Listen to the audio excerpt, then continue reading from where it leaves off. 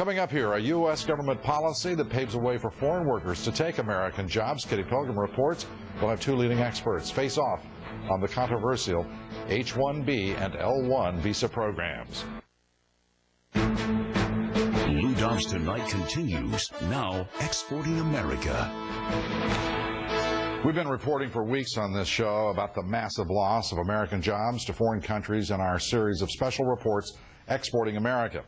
What is less well known is how tens of thousands of foreigners take jobs in this country every year under special visa programs. Incredibly, some American workers are training those foreigners to take their own jobs. Kitty Pilgrim reports. Mike Emmons was living a comfortable life in a suburb of Orlando until the company where he worked decided to bring in overseas workers on special visas to replace some of their workers. The worst part, the Americans were asked to train their replacements before they were let go. They held out a carrot for the Americans, a severance. Stay on and train your replacement workers, then you'll get this severance when you leave. I stayed on until November until I landed another job. But what I learned about these H-1B and L-1 visas is very discouraging for American workers. Mike's wife went to work. One of their big concerns, uninterrupted health care coverage for their daughter, born with spinal bifida. Mike found another job at considerably less pay. Lisa says it changed their outlook and their lifestyle. It's changed my views completely. Everything is different now than it used to be. We didn't have a financial worry, really, ever. I can drive through my neighborhood today, and there are more for sale signs than I have ever seen right now. After lobbying by the high-tech industry, Congress expanded the H-1B visa program to bring overseas skilled workers into the country. Workers are supposed to be paid at the same rate as Americans, and the company must say that no American was available for the job. Conditions, experts say, are not consistently enforced.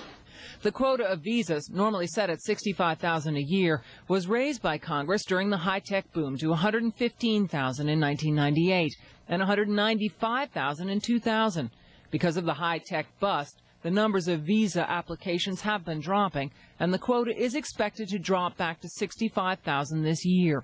But experts say, in this economy, that is still too high. We've got hundreds of thousands of people in this field. American workers are out of work. We have no business allowing 65,000 people to come in from abroad and take their place. Another visa, the L-1, used within a company to transfer overseas managers to this country for temporary assignment, has also generated an influx of workers. Those who studied the issue carefully, like Michael Teitelbaum, say although the visas have legitimate uses, loopholes are widely exploited. There are some employers who use them very responsibly and very parsimoniously and make a serious effort to hire domestic workers before they go abroad to hire. But those employers do not account for a very large fraction of 195,000 visas per year. Now, the first solution is to enforce the rules of equal pay. And the second, and Congress is in the process of doing this, is to decide just how many so-called specialists are required from overseas. Perhaps it's not as many as the companies say they need. Lou? Kitty, thank you very much. Kitty Pilgrim.